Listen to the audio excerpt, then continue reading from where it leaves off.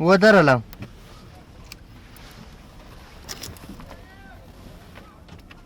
شاه محمد یم له نیمروز دا مسافر ټول راسپاره سو خو رالو د جابال له دوکانو څخه لږ راتېر سو دلته دې پوستې کې یو ټانک داسې په پیاده روي کې روان و پیاده نفر ورسره روان و یو ټانک پوستې په خوله کې ولاړ و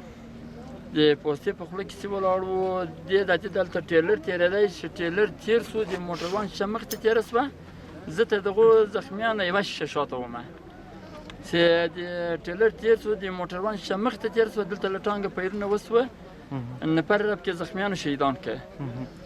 څو نفره زخمیان دي څو شهیدان دي دوه درې سره زخمیان وو اوس اول یو خو له سره شهید شوی دی اوس یې ګوتې متې ټولې دلته بل خبرنګار راغلی عکس برداري یې وکړه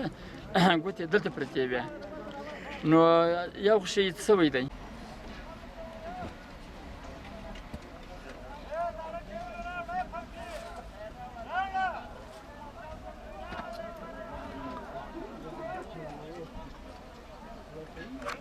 نوم مې تاج محمد ده اوسېدونکی د کندوز ولایت یم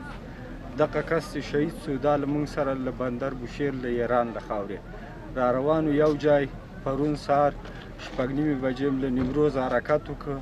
دغه شاباس دوکانو مخې ته چې راورسېدلو ټیلر روانو د ټیلر څنګ کې دولت کسانو پیاده مو په ټانګو کې مو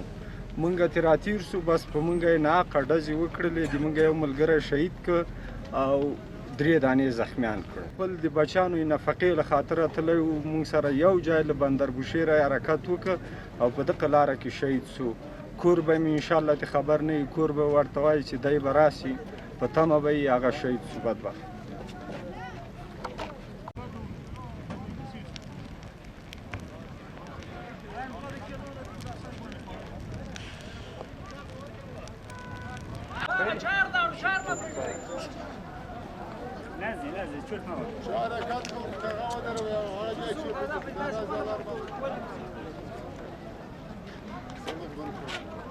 نو خو ترایو په خپل لاس موږ د په دقت کې موږ د ټانګو ته کټ هغه د ټیلر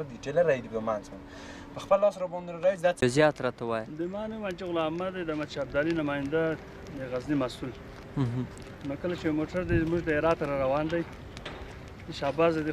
قانون را دی خو ته درې ټانګان د اردو ولاړ دي د اول ټانګ ضربه پکې په ضربه کې یو موټر نفر مو شهید کیږي درې نفر مو زخمیان کیږي په سات غو راځو موږ لاره یو چې اردو ته راسو چې موږ د زخمیان وګوره زموږ حال وګوره په څه ګناه په څه خبره دا راته وایي بل نفر راته کېږي 2-3 شاجور په خلکو خالي کوي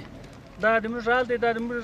صحنه ده د ګردو سواریانو نه پوښتنه کولی شي ورور دا چې موږ ته لاره یې لکه موږ ورته تر څو پورې چې موږ ته قاتل په لاس رانه کوي موږ لاره په هېڅ وجه نه یې لکو دا د موږ حال دی د موږ 2 ورځ نه ده 2 ورځې نه دي